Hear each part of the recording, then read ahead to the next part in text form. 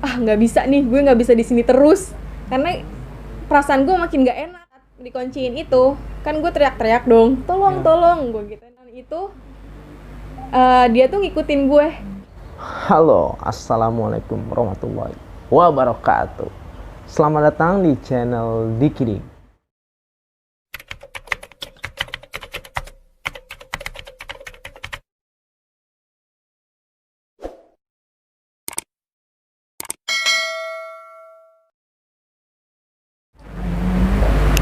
Halo, assalamualaikum. Baik lagi sama gua. Jadi kali ini kita kedatangan tamu ataupun narasumber yang menurut gue ini dia punya pengalaman ataupun cerita yang cukup seru selama ia bekerja di kantor. Oke, langsung aja kita udah ketemu sama orangnya. Kenalin dulu, nama siapa? Kiki, namanya Kiki. Jadi kesibukannya Kiki sehari-hari ini apa nih? Karyawan swasta sih. Oh, karyawan swasta. Yaudah, daripada lama-lama kita dengerin aja cerita dia. Jadi ceritanya gini. Ya. Dulu gue pas baru awal masuk kerja di salah satu perusahaan itu, gue itu dapat pengalaman yang lumayan serem sih.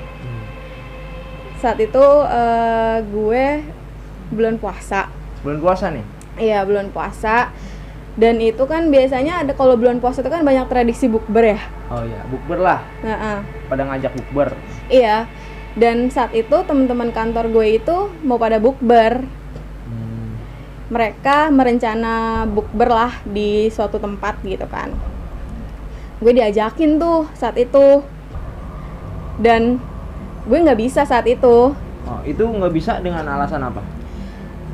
Gue mau kuliah, mau UTS. Mau UTS gitu? Iya, gue mau UTS. Jadinya gue nggak bisa ikut mereka kan.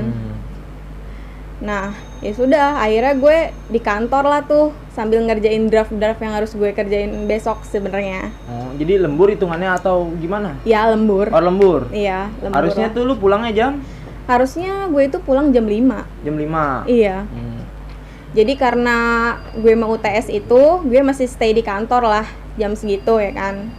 Sambil nunggu waktu buka juga. Oh, akhirnya gue buka di kantor gitu. Jadi lu buka di kantor itu sampai maghrib lah di situ? Iya, sampai maghrib gue di situ. Terus kebetulan sih gue bawa bekal sendiri pada saat itu. Gue bukalah di kantor sendiri gitu kan. Posisinya sih lampu itu yang nyala cuma lampu meja gue aja. Karena yang lain kan udah pada pulang tuh. Jadi lampunya itu pada udah dimati-matiin lah gitu kan. Jadi meja lu doang tuh yang lampunya masih nyala? Meja gue aja. Okay. Meja gue aja, tapi AC itu masih nyala semua. AC masih nyala semua? Ya, AC masih nyala semua. Ya sudah, akhirnya gue ya udahlah kerja sendiri gitu kan sampai maghrib itu. Gue buka sendiri gitu kan. Di itu pas lampu gue doang yang nyala, gue tuh udah ngerasa nggak enak lah, feeling nggak enak gitu. Kedap-kedip apa gimana? Enggak sih, maksudnya kan gelap, gue kan orangnya parno gelap kan. Oh iya? Parno gelap gitu. Jadi gue rasa nggak enak tuh pas lampu gue doang yang nyala gitu kan. Akhirnya gue inisiatif buat nyalahin lampu semuanya lagi. Lu nyalain semuanya? Iya. Abisnya kalau enggak gue nggak konsen gitu kerjanya. Itu udah maghrib, udah gue udah makan. Mulai-mulailah tuh ada suatu kejadian yang nggak enak. Nah, di situ udah mulai tuh. Udah mulai. Nah, kejadiannya tuh pertama mesin fotokopian nyala. Mesin fotokopi nyala. Itu ada yang fotokopi nggak? Biasanya ada fotokopi. Biasanya itu kalau yang fotokopi nyala itu otomatis dari bagian atas, dari kantor lantai atas nih yang gue tempatin ini. Umumnya gitu kan. Tapi gue berpikiran positif aja gitu, mungkin yang bagian bawah orang project di lantai 1 tuh pada ngeprint kali. Iya kan, gue masih berpikiran positif lah gitu kan. Sekali itu bunyi, gue pikir orang project gitu kan pada ngeprint. Jadi lu pikirnya positif aja lah? Iya, gue karena kan bulan puasa gitu loh. Iya, gue bulan puasa kayak mungkin juga ada apa-apaan gitu kan. Dan gue emang gak berpikiran ada apa-apaan juga gitu. Karena gue mikirnya ya udahlah gitu. Ya udah, gue masih lanjutin kerja lah tuh. ngetik yang gitu, gue ngetik sendiri gitu kan. Perasaan gue tuh nggak enak, semakin nggak enak gitu, tapi gue masih gue tepis gitu.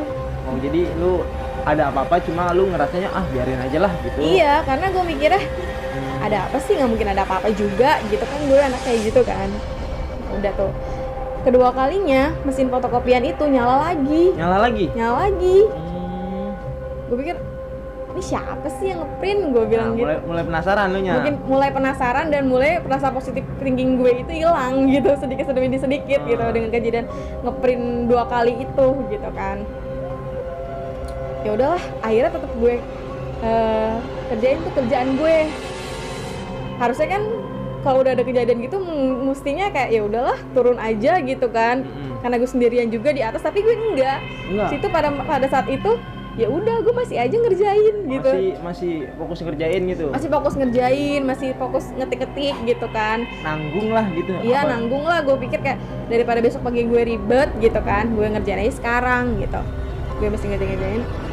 Terus gue punya kebiasaan sih kalau di kantor tuh jadi kayak gue tuh suka nengok-nengok gitu loh, paham gak sih? Kayak kalau ada yang lewat kayak langsung otomatis nengok gitu loh. Oh iya. Kayak kalau ada yang terus bunyi dikit, siapa tuh gitu kan? Oh si KOB misalnya kayak gitu. Atau ada yang bunyi, oh apa gitu kan. Nah gue itu dengan perasaan gue nggak enak semakin dong memicu gue tuh buat nengok-nengok gitu. Gue kayak insecure sendiri, kayak gue ngeliat-liat ke arah kiri kanan gitu kan, kayak oh nggak ada apa-apa gitu. Nah gue nengok lah ke arah fotokopian itu gitu kan. Gue nengok sekali, gue udah nggak ada apa-apaan gitu kan. Gue masih lanjut ngetik gitu kan, perasaan gue nggak enak lagi. Gue nengok lah 2 kali di situ. Nengok lagi gue 2 kali di situ ya kan. Nggak ada apa-apa. Masih nggak ada apa-apa gitu kan. Gue masih aja lanjut tuh ngetik-ngetik sampai ada kali 5 menit gue ngetik-ngetik kan. Akhirnya gue masih makin perasaan gue tuh makin nggak enak gitu kan. Gue nengok lagi tuh ketiga kalinya. Dan di situ adalah sosok seorang perempuan. Itu pas lu nengok ketiga kalinya itu muncul gitu.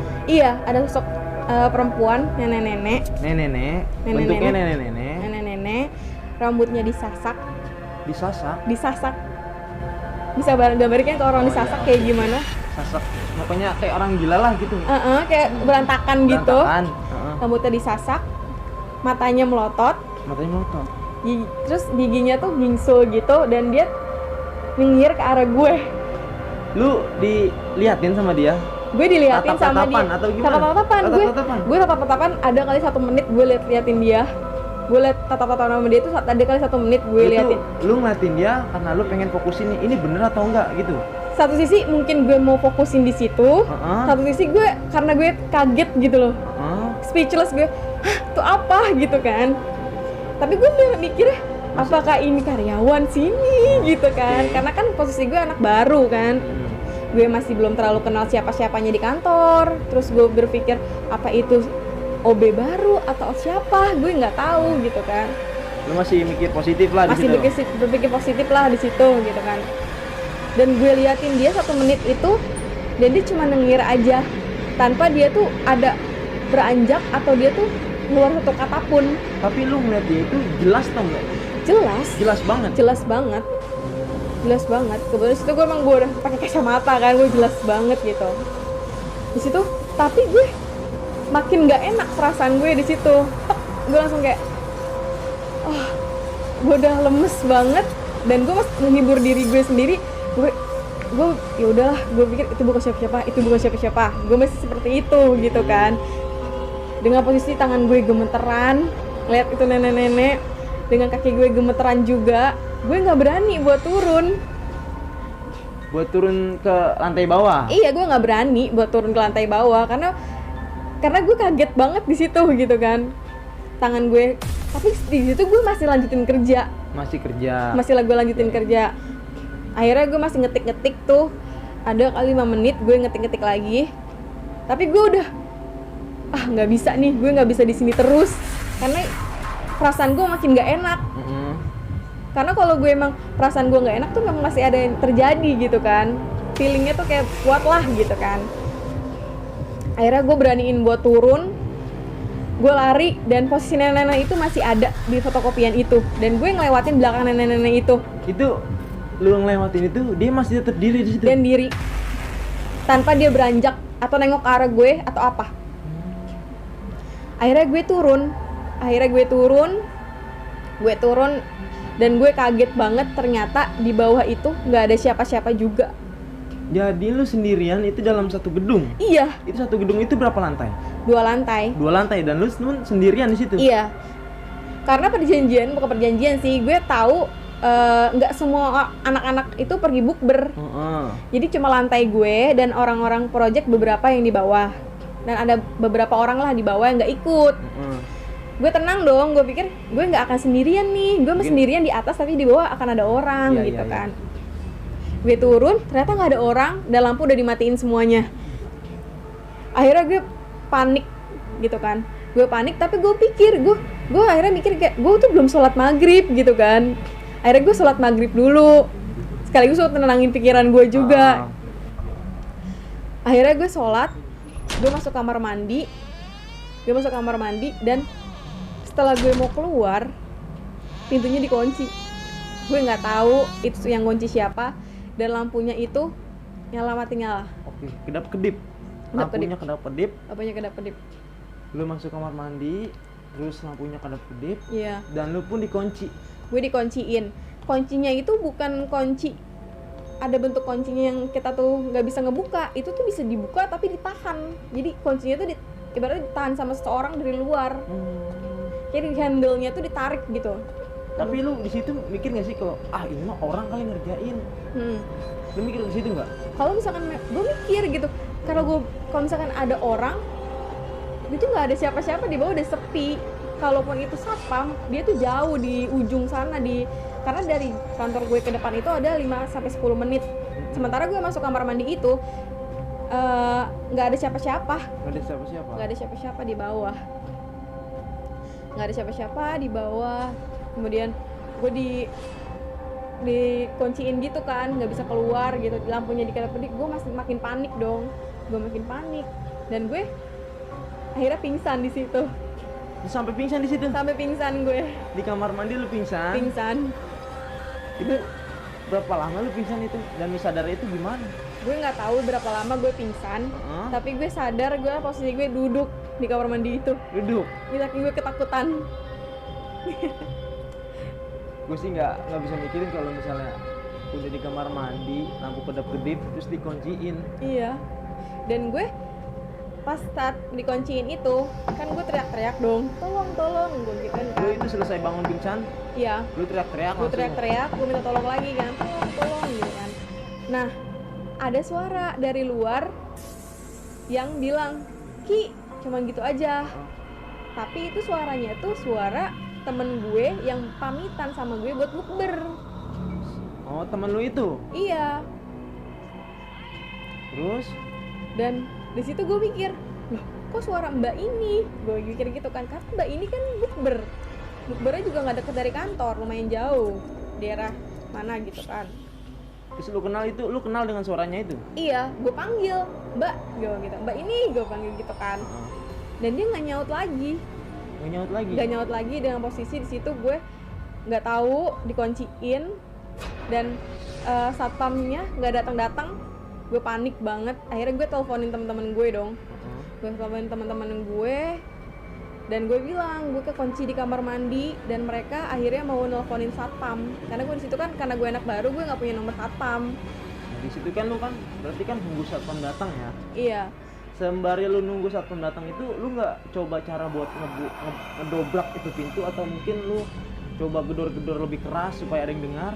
Udah gue kedor-gedor lebih keras, gue teriak-teriak. Itu nggak ada yang nyaut? Nggak ada, cuma satu kali yang manggil gue Ki itu, dan itu mbak yang suaranya tuh mbak yang pamitan sama gue buat bukber. Di situ akhirnya 5 menit kemudian satpam itu datang, bukain pintu gue. Terus lu ditanya nggak sama satpam itu gimana? Iya, kenapa gitu, kok bisa gitu kan, tadi pagi nggak kenapa-napa dan nggak pernah ada apa-apa. Dan nggak pernah ada apa-apa dan sebelumnya? nggak pernah ada kunci gitu kan. Dan gue baru tahu ternyata di situ itu pernah ada karyawan lama yang udah keluar, itu pernah lihat wujud sosok yang mukanya tuh hancur gitu. Dan dia posisinya sendiri juga. Posisinya sendiri Dia di lagi kamar mandi. sendiri dan dia lagi ke kamar mandi itu yang gue tempatin, dan dia lihat sosok itu. Akhirnya dia keluar dan lari. Terus lu jawab ke satpam itu, lu bilang dikunciin, bilang kayak gitu atau gimana? Iya, gue bilang, "Pak, tadi saya dikunci," gitu. Tapi seperti ada yang nahan. Gue bilang gitu kan sama dia, sama satpam itu. Kayak ada yang nahan, Pak, kayak ada yang narik gitu kan. Tapi lu nggak curiga sama satpamnya gitu? Enggak, soalnya memang dia kan berdua. Dan dia memang lagi dua-duanya di depan. Iya, dan itu dia lagi ngobrol sama salah satu polisi gitu. Habis itu lu balik itu langsung lu balik atau lu kemana lagi? Gue ke kampus. Langsung ke kampus. Iya. Tapi udah nggak ada apa-apa lagi, normal gitu. Sebenarnya ada di perjalanan gue ke kampus kan, kantor gue kan di Ceger. Kampus gue di Kranggan. Jalanan, jadi gue naik ojol gitu kan. Ojol ke kampus gue. Dan sepanjang perjalanan itu dia tuh ngikutin gue. Lu bisa ngeliat, lu bisa ngerasain kenapa dia bisa, lu bilang dia ngikutin lu? Ada di spion. Lu ngeliat? Iya. Dan gue minta abang ojolnya buat ngebut. Gila sih, lu diikutin sampai segitunya. Iya. Dan itu setelah habis itu normal gitu. Normal. Nah kan besoknya kan lu masuk kerja lagi nih. Lu pasti kan lu ngomong tuh sama teman-teman lu di sana, sama bos lu atau sama siapa gitu. Itu lu ngomong sama mereka begitu? Iya, gue ceritain lah. Lu cerita sama dia. Kan kejadian itu udah menyebarkan ke satu kantor gitu kan. Gue ceritain lah kenapanya gitu kan. Dan mereka relate sama kejadian yang karyawan dulu yang lihat muka hancur. Terus sama karyawan yang sering ngelihat karyawan yang gak masuk tuh hadir gitu. Jadi menyerupai gitu. Jadi mereka tuh relate ke arah situ gitu. Oh, jadi pernah ada kejadian ini sebelum lu, dan itu gue baru tahu setelah kejadian itu gitu. Gila sih, lu di kamar mandi dikunciin sendirian sampai lu pingsan ya? Iya. Dan lu pun udah pergi dari tempat itu, lu diikutin. Iya. Gue sih nggak bisa bayangin kalau misalnya itu kejadian sama gue sendiri gitu loh. Ya serem lah pokoknya mah. Dan temen gue yang nggak percaya cerita gue, sore harinya dia dikasih lihat juga. Tapi bukan wujud yang sama kayak gue, wujud perempuan, dan itu posisinya di gudang. Oh, beda tempat. Kan gue ceritain sama dia nih, sama rekan gue gitu kan, dan dia nggak percaya apa yang gue ceritain. Dan sorenya dia dikasih lihat lah sama salah satu makhluk di situ juga gitu, sosok makhluk perempuan katanya gitu. Dan setelah itu nggak ada kejadian apa-apa kan. Hening gitu, nggak ada kejadian apa-apa, damai gitu. Dan baru-baru ini karyawan baru lagi ada yang ngalamin kejadian itu sama kayak gue. Ada lagi? Ada. Kalau dia itu karyawan posisinya dia itu jadi karyawan baru juga.